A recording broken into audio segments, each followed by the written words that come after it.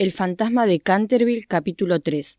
A la mañana siguiente, cuando los Otis bajaron a desayunar, discutieron minuciosamente la cuestión del fantasma. El embajador de los Estados Unidos estaba, como es lógico, bastante enojado al ver que el fantasma no se había dignado a aceptar su ofrecimiento. «No fue mi intención», dijo, «ofenderlo, y debo decirlo, no me parece correcto que se le arrojen almohadas al pasar, considerando el largo tiempo que ha vivido en esta casa». Observación muy justa que, lamento decirlo, hizo morir de risa a los mellizos. Por otra parte, continuó, si sigue negándose a usar el lubricante sol naciente, nos veremos obligados a quitarle las cadenas, porque con semejante ruido es imposible dormir. Durante el resto de la semana no fueron molestados. Lo único que les intrigaba era que la mancha de sangre reaparecía en el suelo de la biblioteca. Desde luego, era bastante extraño, sobre todo porque el señor Otis cerraba la puerta con llave y atrancaba las ventanas cuidadosamente todas las noches. También fue motivo de comentario el color de la mancha, cambiante como un camaleón. Algunas mañanas fue de un rojo oscuro, casi morado, otras color vermellón. Después fue de un lila profundo, y una vez, cuando regresaban de decir sus oraciones familiares, según los ritos de la Iglesia Episcopal Reformada Independiente Americana, la encontraron de un reluciente verde esmeralda.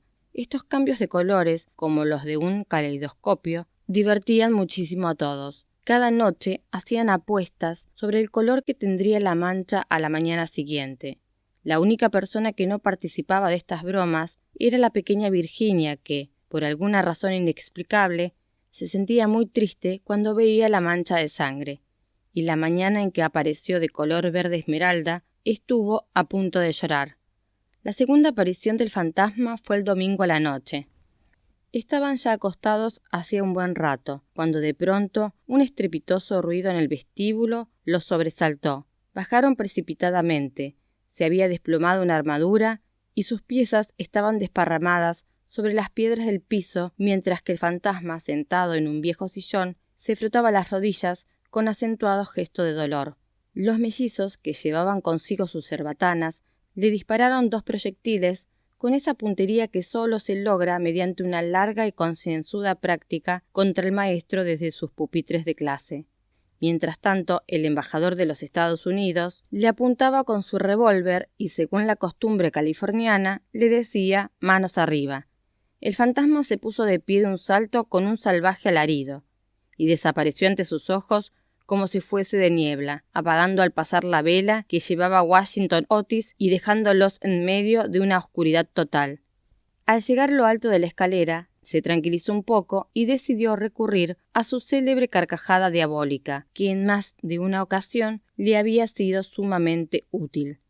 Se cuenta que esa carcajada le bastó para ver encanecer en una sola noche la peluca de Lord Rucker, y que fue suficiente como para hacer despedir a las 3 institutrices francesas de Lady Canterville antes de completar el mes de prueba.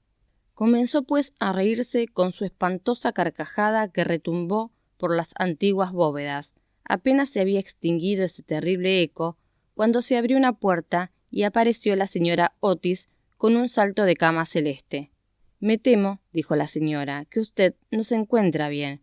Aquí le traigo un frasco del jarabe del doctor Dobell, santo remedio para la indigestión». El fantasma le lanzó una mirada fulminante y empezó a hacer los preparativos para transformarse en un gran perro negro, hazaña que le había dado justa fama y a la que siempre el médico de la familia atribuyó la idiotez incurable del tío de Lord Canterville, el honorable Thomas Horton. Pero el ruido de pasos que se aproximaban lo hizo desistir de su cruel propósito.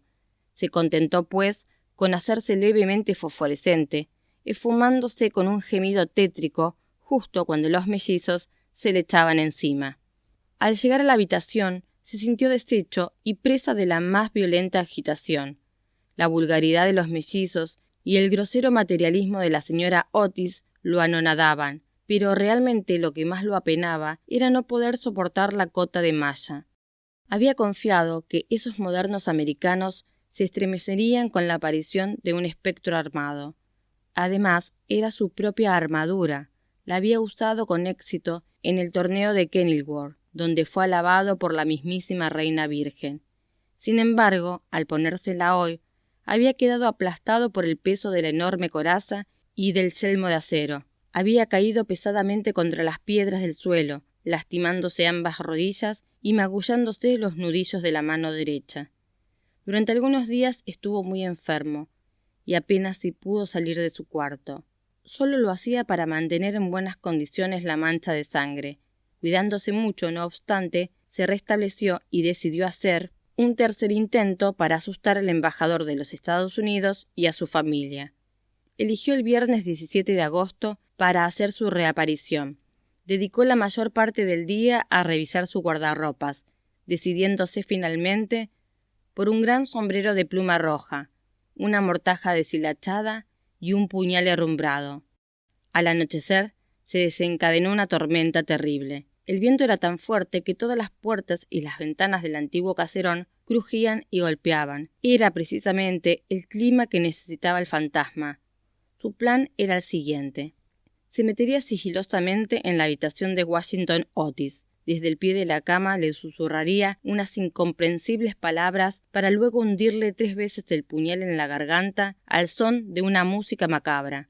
Sentía por Washington un especial rencor, porque sabía que era él quien limpiaba siempre la mancha de sangre con el quitamanchas campeón. Una vez que ese insensato y temerario joven estuviese muerto o sumido en el terror, se dirigiría al dormitorio del embajador de los Estados Unidos y de su esposa, para apoyar sobre la frente de ella una mano viscosa y murmurar con voz trémula en el oído de su marido los secretos del más allá.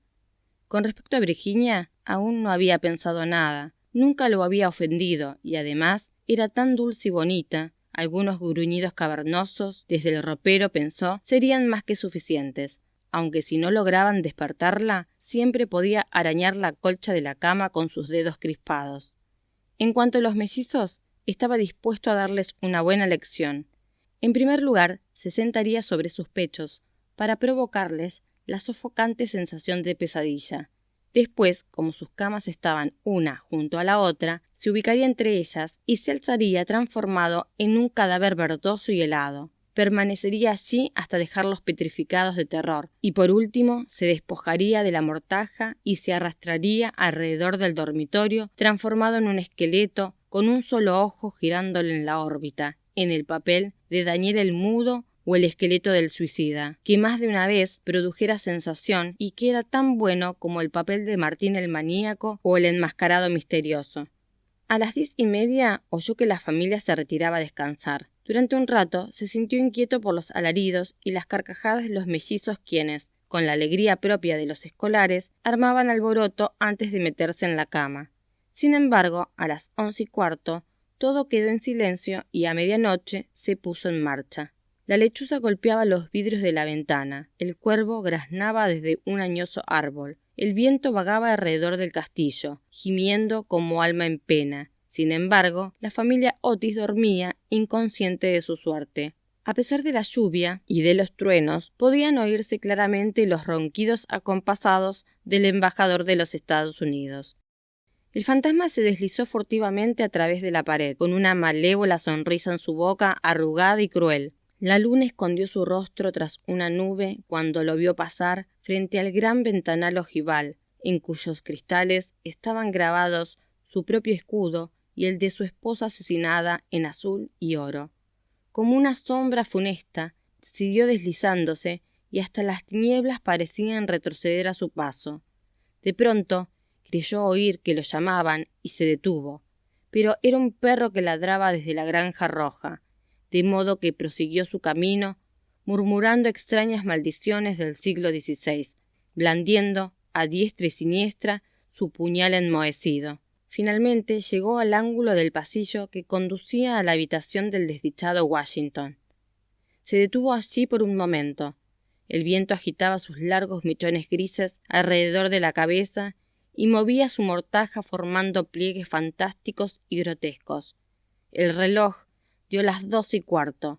Entonces el fantasma comprendió que el momento había llegado. Conteniendo una risotada, dobló por el pasillo. No bien lo hizo, tuvo que retroceder, ahogando un grito de terror mientras escondía su lívido rostro entre sus largas y huesudas manos. Frente a él se erguía un horrible espectro, inmóvil, como una estatua, monstruoso como la pesadilla de un loco. Su cabeza era calva y reluciente, la cara redonda, gorda y blanquísima. Una espantosa risa parecía haberle contraído el rostro en una eterna mueca. De sus ojos brotaban rayos de luz escarlata y unos vestidos horrendos, iguales a los suyos, cubrían como una nieve silenciosa aquella forma gigantesca. Colgaba de su cuello un cartel con una extraña inscripción, hecha con letras antiguas, tal vez un listado de pecados espantosos o un monstruoso calendario de crímenes, y en la mano derecha empuñaba una espada de deslumbrante acero. Como hasta entonces nunca había visto un fantasma, se sintió, lógicamente, muy asustado. Después de lanzar una segunda y fugaz mirada al espantoso espectro, huyó hacia su habitación pisándose el largo sudario y trastabillando mientras corría por los pasillos. Acabó por perder el puñal oxidado que cayó dentro de una de las botas altas del embajador. Allí lo encontró la mañana siguiente el mayordomo. Una vez en el cuarto, se desplomó sobre su mísero lecho y se tapó la cabeza con las sábanas. Sin embargo, poco después, recobró el antiguo e indomable valor de los Canterville y decidió ir a hablar con el otro fantasma tan pronto como amaneciera. Por lo tanto, apenas el alba plateaba la cima de las colinas, volvió hasta el lugar en que había visto al horroroso fantasma pensando que, después de todo, 2 fantasmas valen más que uno, y que, con la colaboración de su nuevo amigo, podría combatir mejor a los mellizos.